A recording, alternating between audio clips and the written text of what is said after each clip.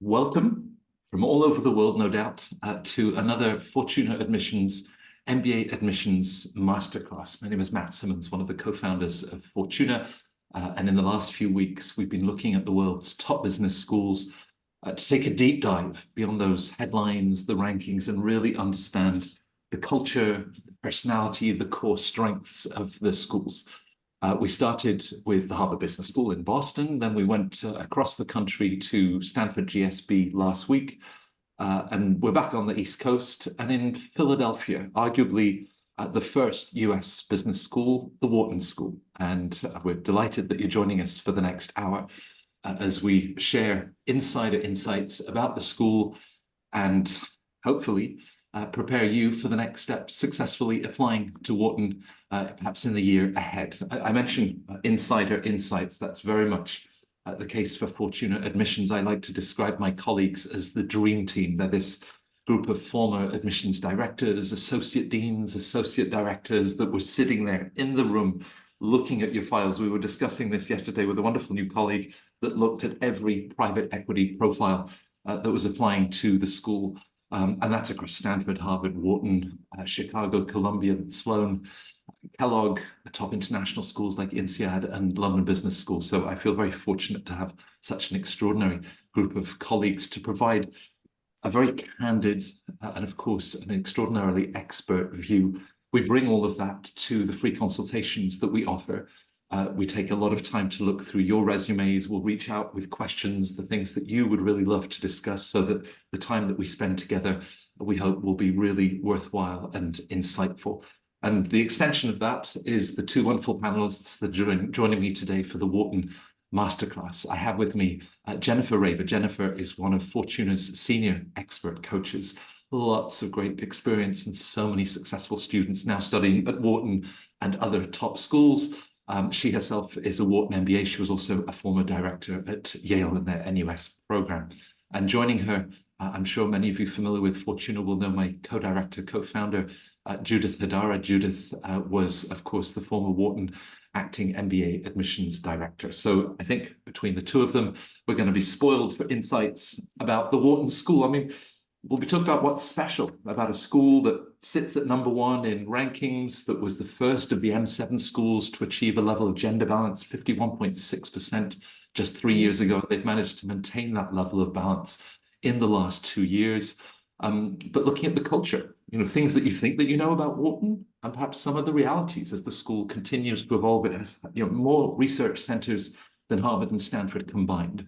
So what are they looking for in the application? Of course, academics and test scores will be part of that, but the path that you're taking, some of you might be looking as college seniors, but others with your 3, 4, 5, 6 years of professional experience. How do you shape that and share that with the admissions office, Blair Mannix and the rest of her team at Wharton? Wharton specifically asks how you're going to contribute to the Wharton community. So extracurriculars, from middle school, high school, through to your current roles. I know it's difficult to carve out the time to do a lot of volunteer work, but it'll send a strong signal about you and the things that matter to you. We'll be looking at that particular Wharton essay and the rest of the application, the roles that recommenders will play.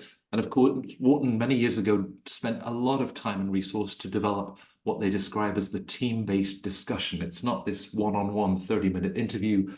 You're in a group with other candidates applying to the program, and how you can nail that. So there's the breathless start. Now, of course, I get to hand over to my colleagues. And perhaps, Judith, I can start with you. And we can just, what is so special about the Wharton School that you know and love? I'm so glad to be here today, Matt, and thank you so much. It's wonderful to have the opportunity to also co-panel with Jenifer Raver, who I have known for a long while, and I know that she knows the ins and outs of the program as well. I think what makes Wharton so special is really the fact that it was founded in the 1880s, so it's the nation's oldest business program, and it's incredibly global. There was definitely a sense when it was founded of an emphasis on from Joseph Wharton, who was a banker, but he really wanted to focus on analysis, actionable knowledge, and leadership. And to me, having been part of the admissions department for a good many years, these are definitely the kinds of things that are still important to the Wharton School and the ways that they see themselves in the landscape of MBA programs. So without a doubt, harnessing the power of data. Wharton is very well known as a finance school. It's been that way from the very beginning. A lot of people associate it with Wall Street.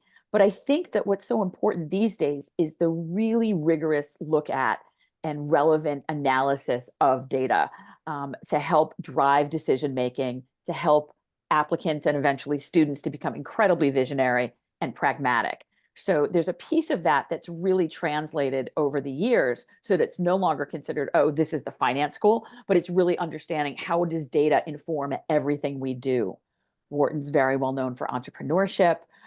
Recently, Tangent Hall was inaugurated, which is an opportunity for budding entrepreneurs to have a hands-on experience and to meet with other individuals that might be able to co-partner with them or to fund them in their fledgling business organizations. And Wharton's incredibly community oriented. I think that that's something that's probably the hallmark of the program. So much of what goes on in your first year is going to be team based. So you're really learning and traveling with a group of 4 or 5 other individuals that you get to know. And those relationships form the core of your overall experience at the program. So I feel very, very clearly as Wharton kind of, looks to where we are now with global business, that it's concentrating very, very heavily on these opportunities that are out there to build community, to understand data, and to really encourage the next generation of entrepreneurs. And I know that Jenifer will probably talk a little bit about the global reach as well. But for me, those are sort of the 3 things that really stand out. And of course, Jenifer, I'm going to be asking her about the Lauder program, which has a very special place for that international outlook. But just before I do, because of course, Judith, during your years in admissions at Wharton, you would travel to the 4 corners of the world to meet talented, ambitious young professionals, and must have heard so many times, well, Wharton, it's finance, right? Right. But it's so much more. Do you think that sometimes that struggles to break through? Tell us about some of the other core strengths. Yeah, I think that sometimes Wharton does have a problem in the fact that people do associate it with finance so strongly. So again, I mentioned entrepreneurship.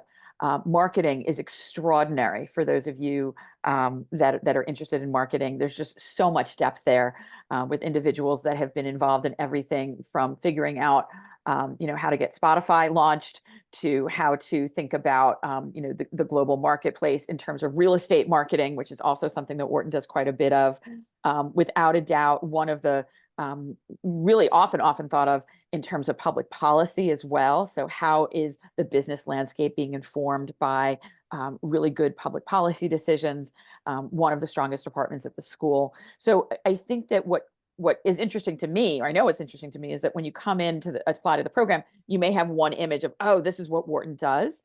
And not surprisingly, there are so many other things that it is very highly regarded for, has bench strength in, and really encourages you to explore during your 2 years on campus. Right. I remember you telling me about your friend and colleague, Judy Kinney, who runs the healthcare management program that would come down to the admissions looking for those great profiles, considering Wharton for healthcare.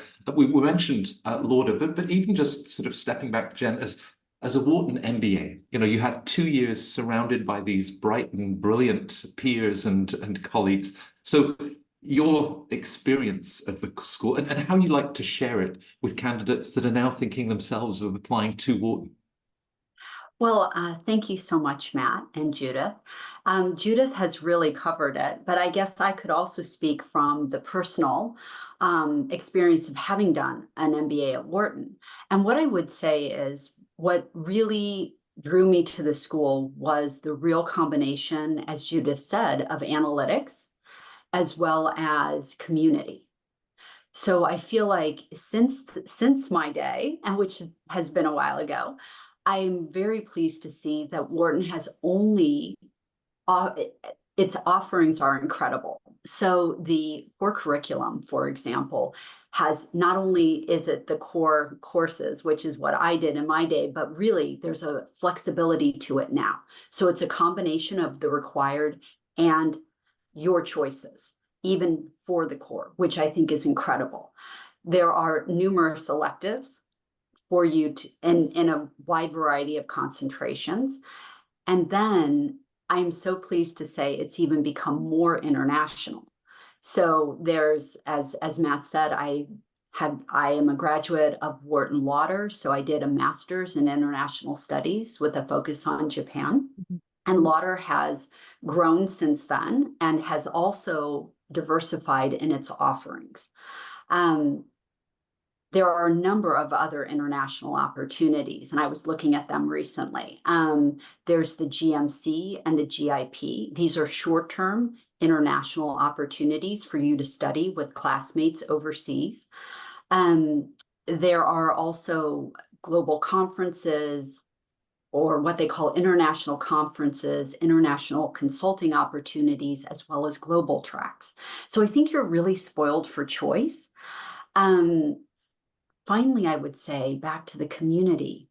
Part of what I did when I was there was work with admissions as a student. So that was my big, I think, contribution to Wharton at the time.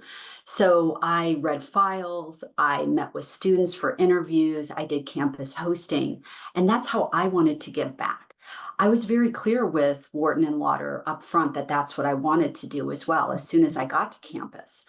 I would say that there's so much that you can do while you're there. And the community now is 100,000 people worldwide.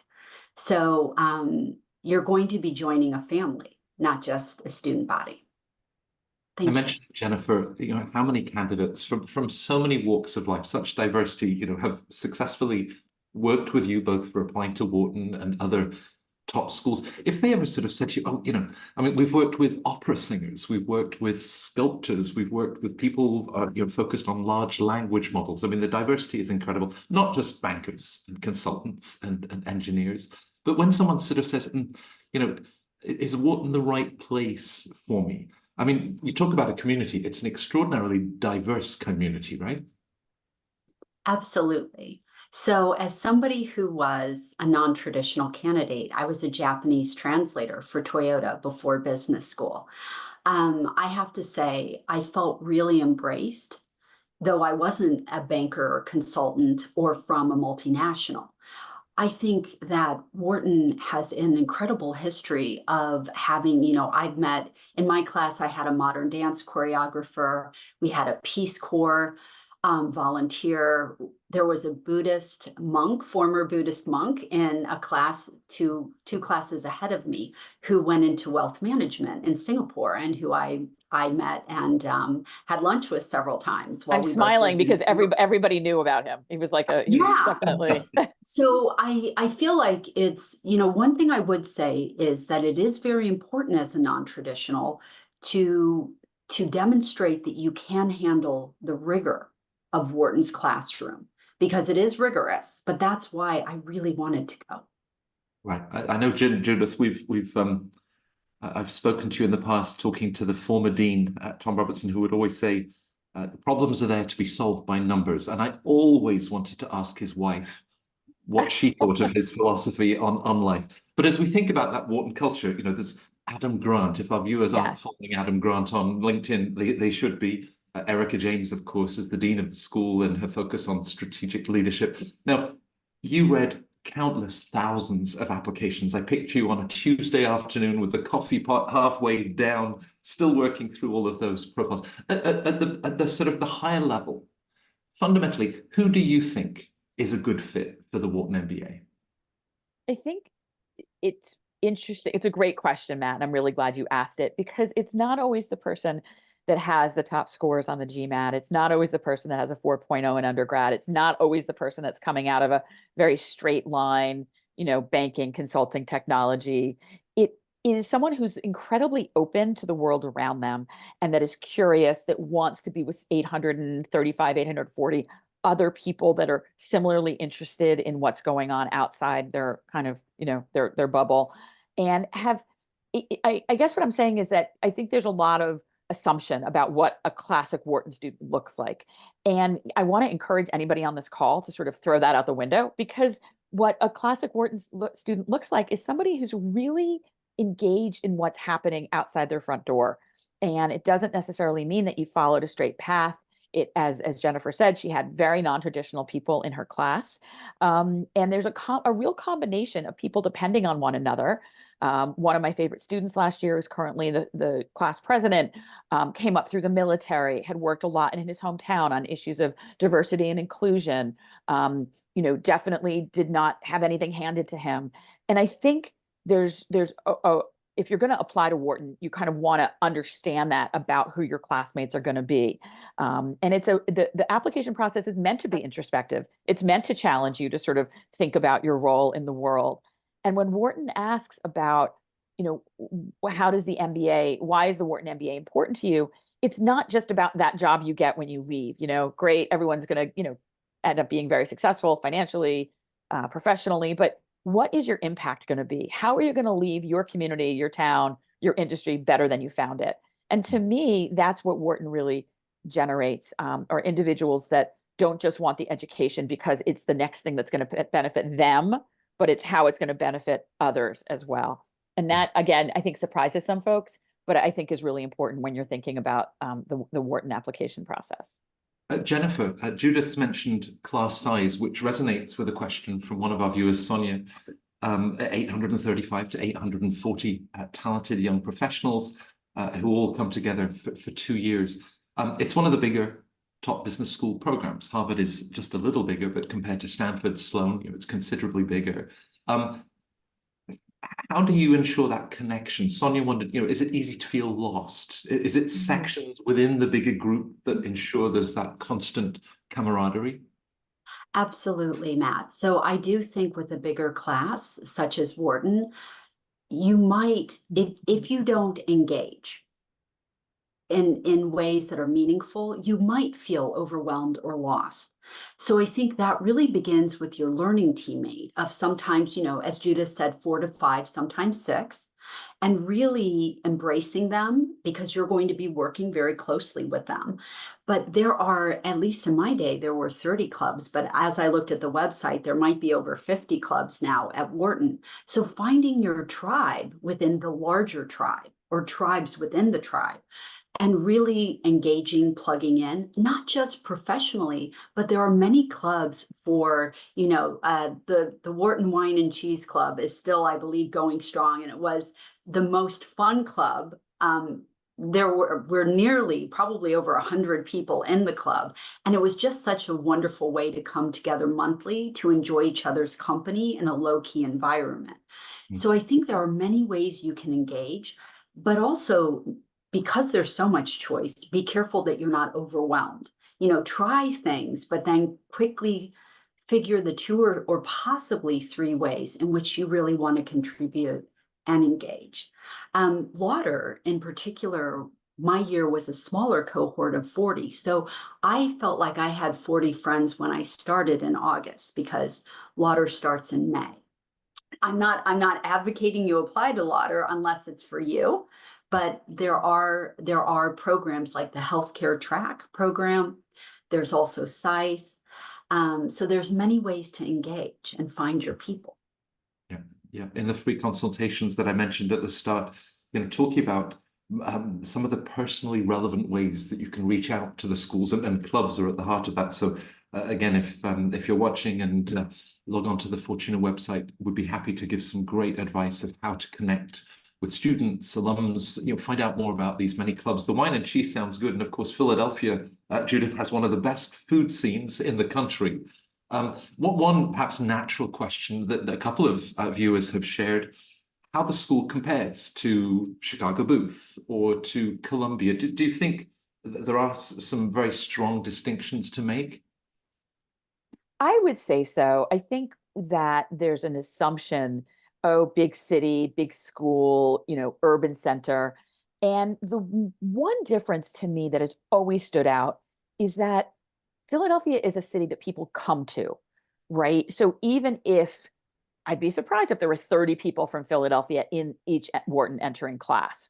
So although some of them may have been there as undergrads, more often than not, these are individuals that are coming from around the world. They're coming from New York, they're coming from Boston, they're coming from California. So strangely, there's this sense of community because everybody's starting again. right? You're not sort of like, oh, I've got my friends from undergrad, or oh, I've got my friends from work, or oh, so there's real interest in making these bonds, having dinners together, having cultural excursions together, planning outings and hikes and things like that.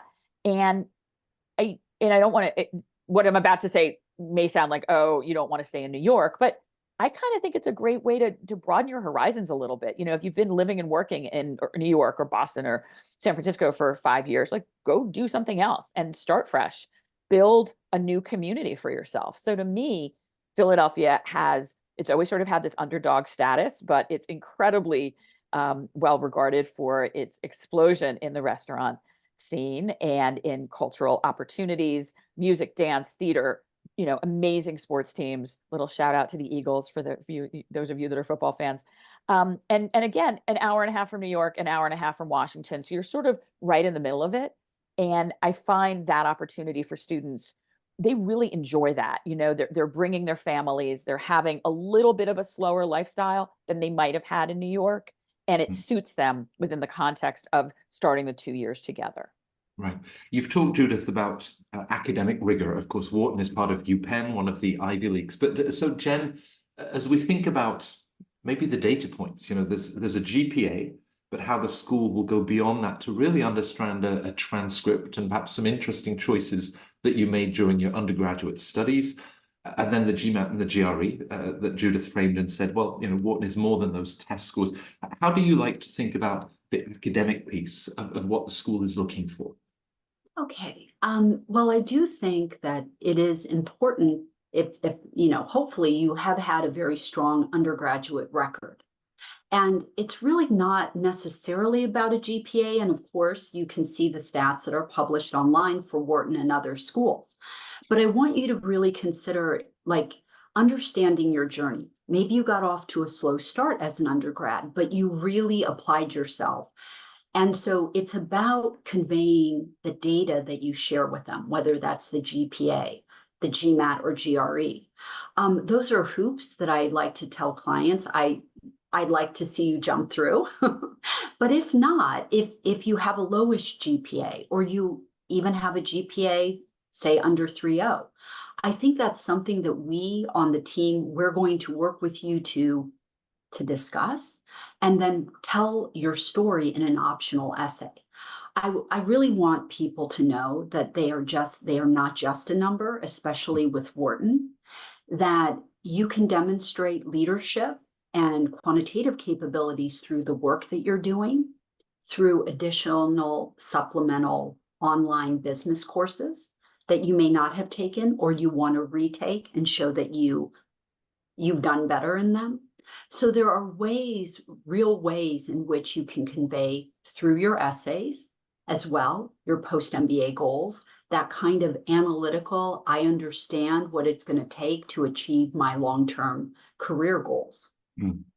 Pause there. Yeah. And Judith, as you were looking at candidates, clearly you were an admissions officer, not a rejection officer, and wanted to ensure that they would thrive and flourish in the analytical driven environment. So, you know, how test scores also then would contribute, not because they're right at the top of the charts. We now have a new GMAT focus and there's a shorter GRE test that candidates will be taking from here on. How do you like to contextualize those tests within the wider application? As I said earlier, it's possible for all of the schools on your list to create their incoming class based on people that have just aced those standardized exams. It would be kind of boring. I mean, it just because you scored great doesn't mean that you are necessarily going to be a terrific fit or that anybody's going to want to sit next to you in a class or be part of your learning team, right? So to me, what really sets you apart, and when I have consultation calls, we do these wonderful half hours every day of the week with students that are thinking about applying to business school. And the first thing people get nervous about is that test score. And what I say to them is, you are so much more than whatever that number is. You know, you're everything that got you to where you are now, your family background, your academic choices, the things you like to do outside of work, the music you listen to, the games you play, and where do you envision yourself going with this degree? So I know that it feels a little bit daunting, like, oh, I must have this number in order to be admissible. The truth is, you really never know unless you kind of go through the rigor of this process of self-discovery. And I Right. really want to say that. And Matt remembers the days that I would call him in the afternoon with that second pot of coffee and tell him, I'm reading these files, and I'm looking for that spark. I'm looking for that individual that is going to stand out in my mind. So the next day when I go to committee and I say, hey, I just read the most amazing candidate, it's not based on what your test scores were. It's based on who you are as a person. And I really want to stress that. I mean, I think it does get a little overwhelming as you read a lot of the Reddit threads, or you read Poets and Quants, or you read some of the other chat rooms, which can both be really helpful and also really, kind of overwhelming. Let's admit that. But it's important to think about not, I don't have that score, but I'm bringing all this other great stuff to the table. And this is why my candidacy is important. So that if you come away with a message today, it's that no one is defined by that number. And that's really important as you're kind of, going through the length through this process. Perhaps also, Jenifer, in our professional paths, we're not defined by a job title either. We work with so many applicants applying to Wharton and other top schools, consultants, bankers, engineers. Those are certainly well represented profiles. But you mentioned earlier the tremendous breadth and diversity, the perhaps less traditional profiles. So actually, let's think about the bankers and the consultants and the engineers, because they are well represented. So what is their challenge in saying, well, is it McKinsey or Morgan Stanley or Google? But they need to stand out in their own peer groups, right? Absolutely. So I think it's about bringing your whole self to the application process and really understanding, maybe I have been doing iBanking for 3 years, or I have been at McKinsey for 4 years now, and I'm ready to go to business school. There's a very competitive consulting profile, like demographic of people who are applying to all these top schools. It's really about how did you engage in your job as well as the community. That can be challenging when you're at your bank or or on the road for consulting, the vast majority of time. So what I like to tell candidates is it's not about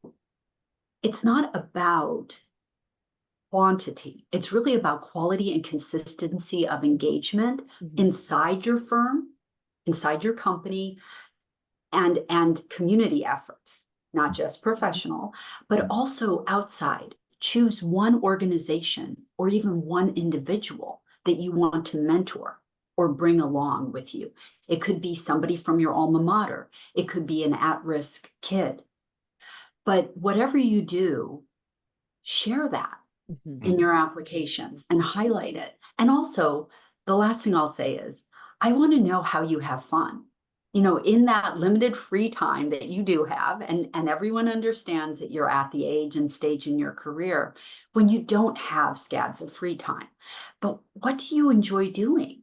I met a candidate yesterday who ran with the Bulls in Spain, and she was a young Indian woman. And I have to tell you, I said, that is the story I want you to tell applicants next year. So, business schools next year as an applicant. So I have to tell you that I never would have thought that this petite, demure young lady had run with the Bulls multiple times. So, of course, that's an extraordinary story. But everyone has extraordinary stories to share that are theirs alone. Within those extraordinary stories, Judith, we often talk about patterns of behavior, whether this love of travel that takes you to Spain and here you are in Pamplona, or this, frantic afternoon with the Bulls, but equally, being the person that someone turns to in the office, either because of that analytical mindset, you can see the big picture, but also the details. So were you often then sort of connecting both professional with being a member of an academic community when you were in undergrad, and then the sort of community experiences that Jen was describing, and say, you see how these dots connect? Was that something you'd mindfully look for? 100%. You want to make sure that there's a continuity, that usually students who are involved in undergrad may not be as involved outside of undergrad. They're starting jobs, new city, relationships, responsibilities, but there's usually a thread of something that they'll continue to be engaged with. And then maybe it's informal at work. You have a couple of people that you're kind of keeping an eye out for. Maybe you're mentoring the incoming class of analysts, but that you understand why Wharton is going to allow you to continue to be this kind of person. So thinking about what are the things that you might want to get involved with? What are the expertise? Is that a plural? Expertises that you might want to bring to the conversation. I apologize to all you English majors, but certainly wanted to think about, if you're someone who cares about being engaged, that's going to show up in a lot of different ways. It may not be the same way in every organization you've been a part of. And the one thing I want to add is that no school is expecting you to be a board president and run a foundation and have a full-time job and right. Maybe there's just you like to play chess and you've always played chess. And maybe you've taught a couple kids how to play chess and you're looking forward to doing it at Wharton, right? So there's not this magic. And I'm saying this because sometimes students will say to me in these calls that I was talking about earlier, they'll say, oh, I haven't really done XYZ. I haven't really started a foundation. None of that is expected of you. But if you're someone that actually is engaged and wants to be engaged, then to me, that's all great. I mean, that's all such bonus material.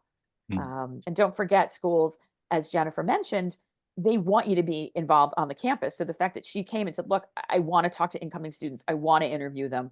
And Jenifer has continued throughout her career to be involved with the Wharton community. So that ultimately is such a great sign for the school's health if people who went there cared about going there and want to encourage others to attend. So there's another idea about continuity that I know the schools find really compelling. Right. Jen, you're very mindful of all of the pieces of the application puzzle and how they all fit together. It's not just one element, as we said earlier, not just one test score. And for you to see the determination, the courage, certainly I hope for her sake, the agility to run with the bulls and say, here's your story, also requires that at the professional level, she will have two voices of recommenders that are then taking this deep dive, going beyond a resume, to perhaps describe, characteristics of leadership potential that they see in this individual, the impact and outstanding performance that they've had at work. So to be able to tell the story of the bulls, recommenders are going to play an important role. So how do you prepare your clients at Fortuna to think about the sort of talking points that you'd love a recommender to bring to this? Okay, such an important piece because it's not just what an applicant says about themselves in essays, but it's about how trusted professionals or trustworthy professionals also share about the applicant's qualities, professional as well as personal. So these are vital. From the very first call with my clients, the strategy call that we have with all of our clients, we talk about recommenders, who they are, how you know them, how long you've known them, and what is the state of your relationship. Most schools, I think the vast majority of schools are very clear that they want, if possible, a current supervisor, a current direct supervisor. Now, that isn't always possible. Well, we can get to that in a minute. But two professional supervisors, current or past or present, who are going to speak to your leadership capabilities. That's extremely important, especially at Wharton, as well as a host of other possible qualities. It could be self-initiative, your quantitative capabilities, your ability to collaborate. So not only lead, but how well, what kind of team player are you? Hopefully a strong one. Integrity is very crucial as well. And finally, I would say intellectual curiosity. So you're not just getting the MBA to tick the box and put that on your resume. You're really there for the academic experience. I was sharing this with a client how surprised I was that I found myself a nerd amongst nerds at Wharton. I really enjoyed that.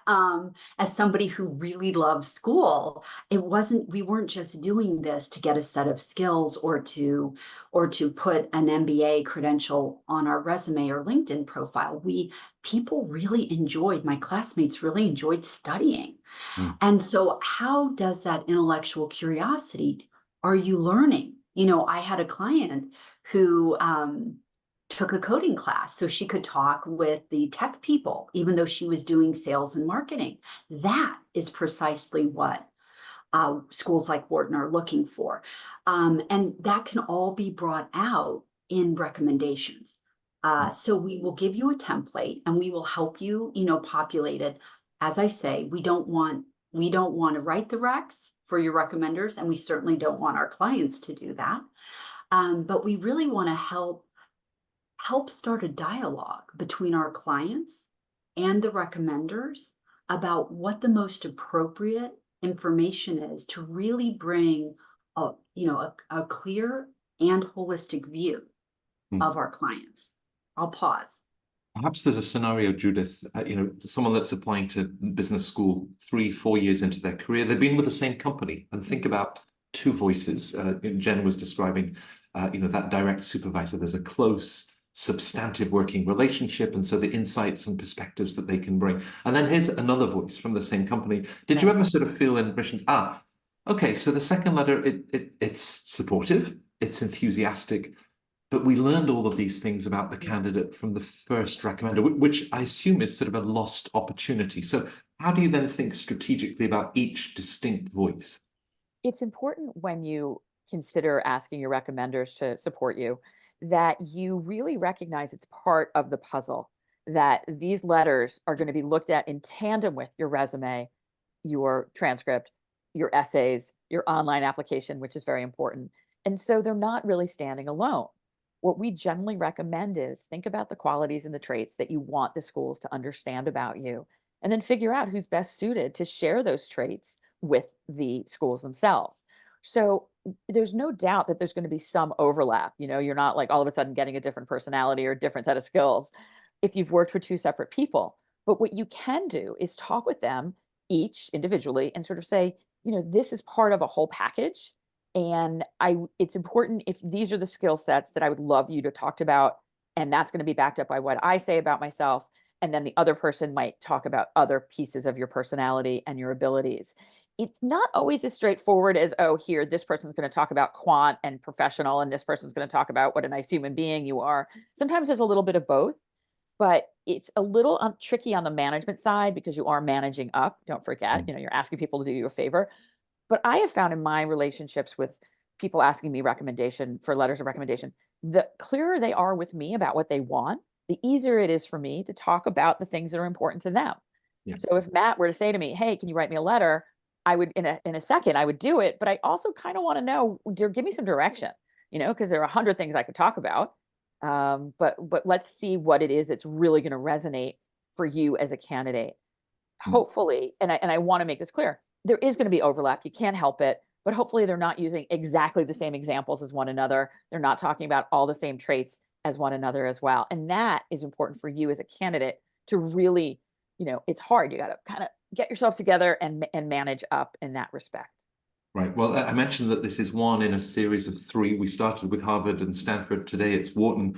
And when we were having our Harvard session with Carla and with Alterel, Carla was kind of calling out that senior partner at McKinsey who has essentially written the same recommendation year after year, right, and needs to freshen things up and really provide that level of authenticity to speak to perhaps values of integrity that you mentioned, Jen. Now, having read those letters of recommendation, coming to the essays for Wharton, where specifically, as we mentioned earlier, they they ask you, how will you contribute to the Wharton community? Just remind us of the essays that Wharton asks and how you like students to step back and think about what really lies behind those questions. Okay. Thank you, Matt. The first essay is usually, almost always, tell us about yourself professionally and your post-MBA goals. So it's very clear that, and you know, because of the compressed word count, and it's usually, I think, 500 words or less, Right. They're depending short. on the year, they're very short. So it's really on you as the candidate to really hone really clearly and succinctly tell Wharton, here's who I am. This is what I've done today. Here's where I see myself short and long term, and how Wharton is going to help me get there. So it's, you know, it's very formulaic in one way, but also it's very tough, right? You must answer the question in the word count. So the first essay I always think is, who am I and what do I want to do? You know, what can Wharton do for me? Right. Then the second essay is, how are you going to uniquely contribute? And again, you open with, and you know, Judith, you may have other thoughts about how to answer this question, and I'd love to hear that. But I do want to hear, you know, I do encourage my my clients to really tell, you know, in 2 or 3 sentences, who am I uniquely? Who am I as a human being? And then 2 or 3 ways in which I uniquely can contribute. So you really have to go beyond that secondary sources. It's really about getting to know the program and the elements where you plan to contribute, those clubs, those initiatives that they have, the yearly forum, you know, if it's the finance yearly forum that you want to be part of, by talking with club members, current students, recent alumni, 0 to 5 years out, about their experiences, how they took advantage of Wharton's, you know, vast resources, and they gave back. Yeah. It's with the way that we work, you know, Jen working with clients. I think about Julie, Michelle, of course, also part of Wharton's admissions team, and then Judith as a co-director. You're then stepping in to look at all of these materials that clients have worked on with Jen and other coaches, and that gatekeeper, additional pair of eyes.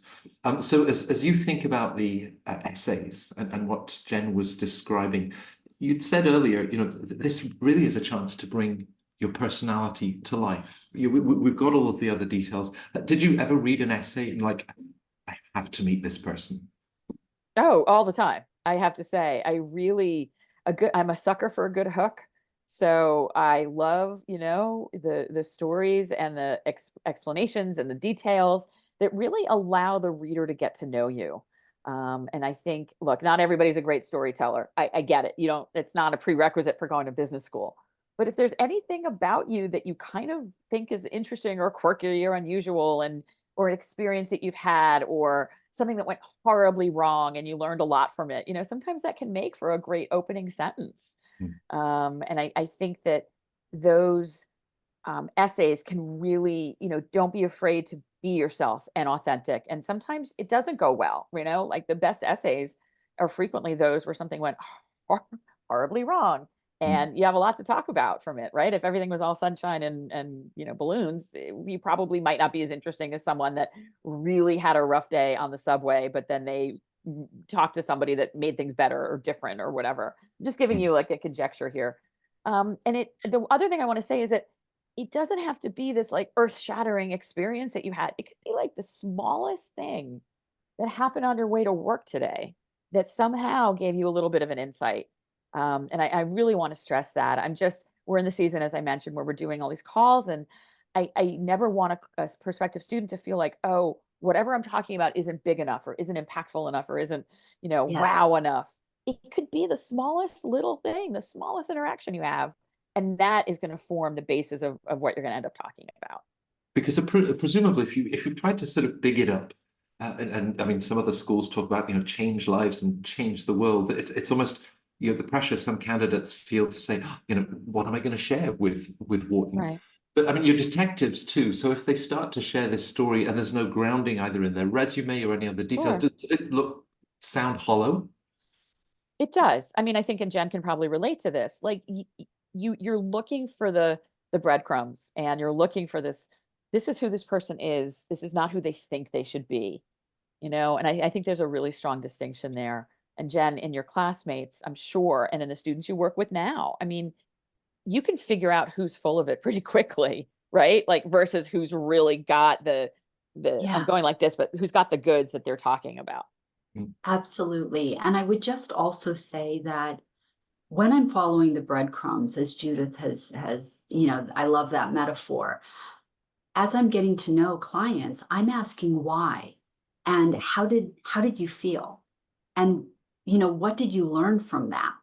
And, you know, we are by no means therapists. However, I do think that this journey that you might take with our team is really about self-reflection.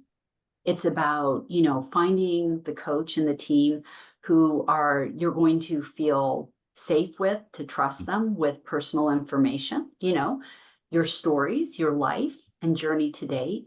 And as Judith said, it's that ride, that bus ride to work or that train ride or car ride to work where somehow you saw life and your own life differently.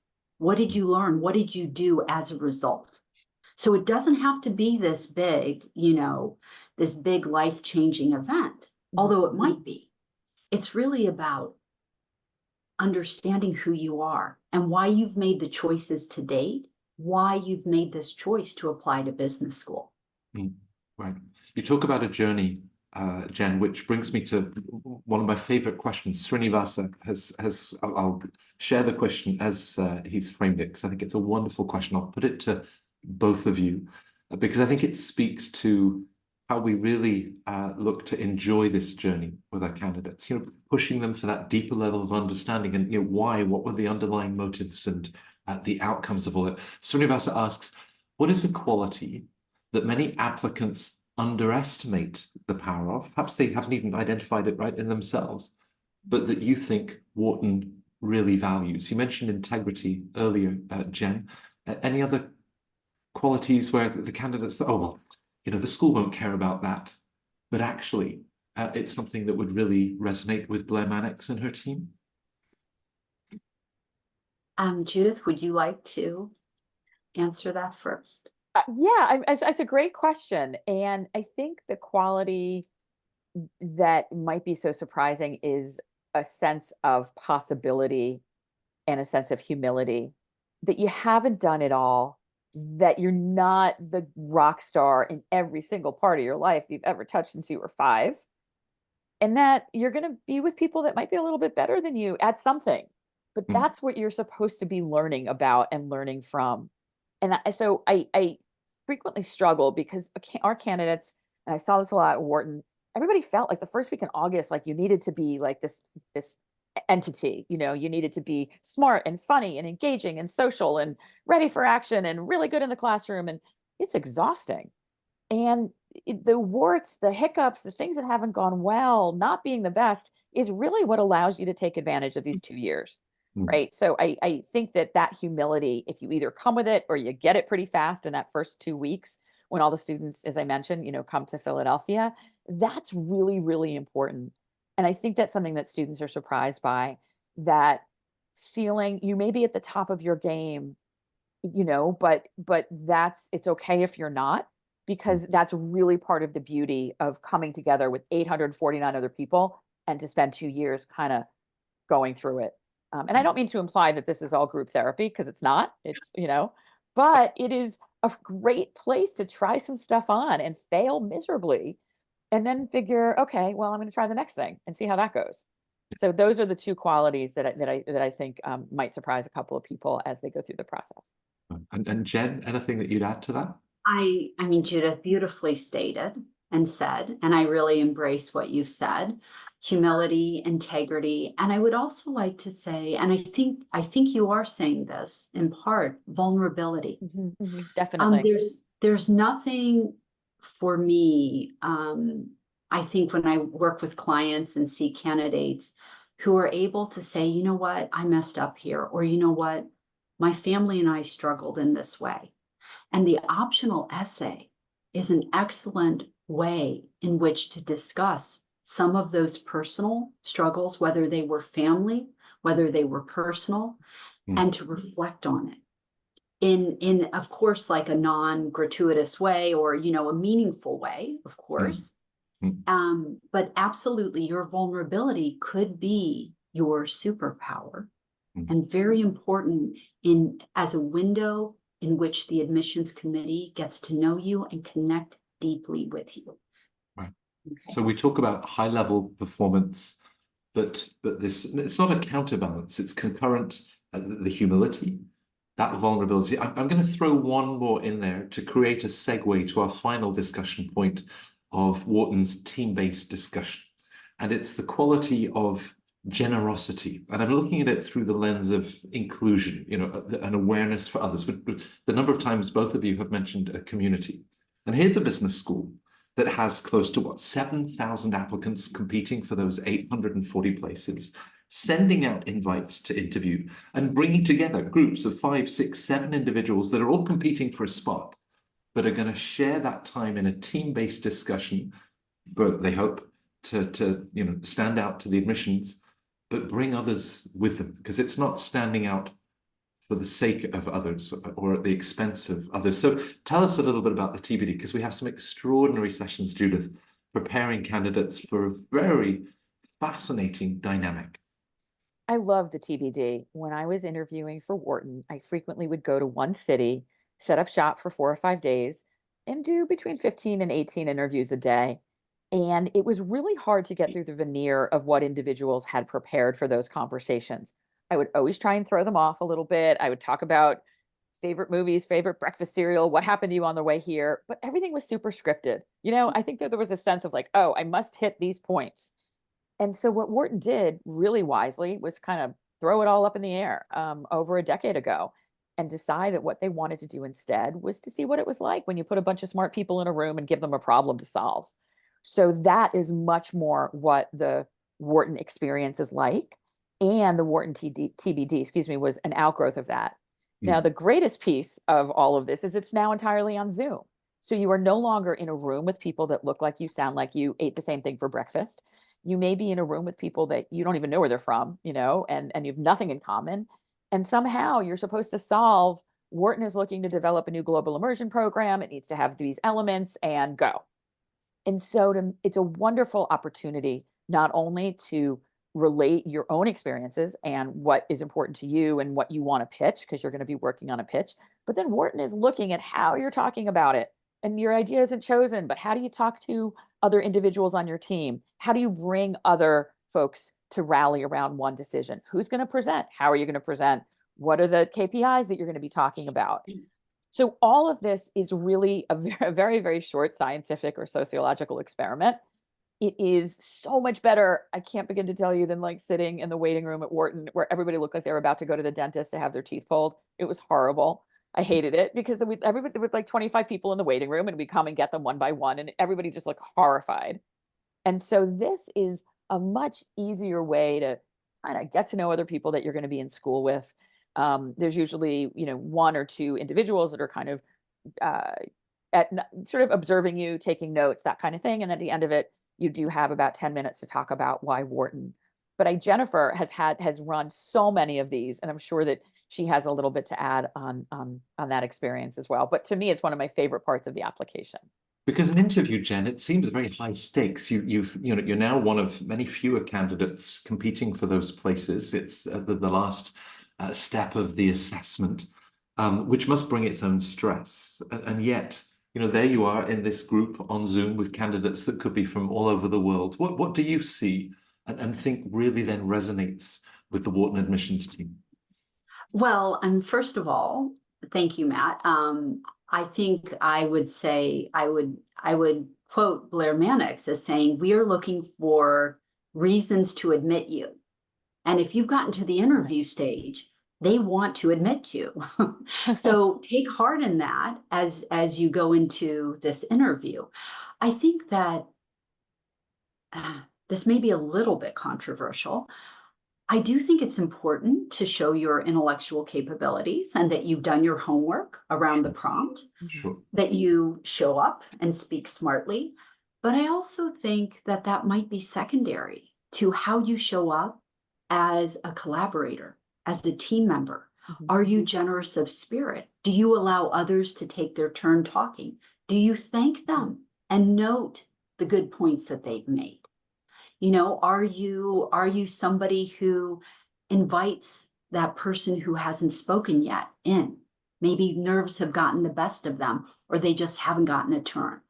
I'm giving you a little bit of insight into, you know, how I coach around this. But what I would say that it's really about how you're showing up as a professional collaborator, team member. And so to definitely keep that in mind. Mm. Well, you've given us so much to think about in the last hour. One of our viewers wrote, and unfortunately, Blair's team didn't make them an offer.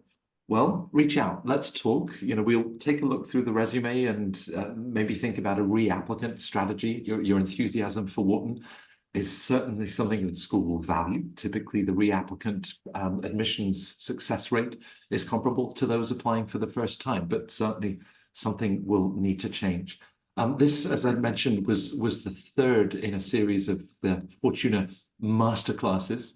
And I had talked about, we've had two others in recent weeks with Harvard and Stanford.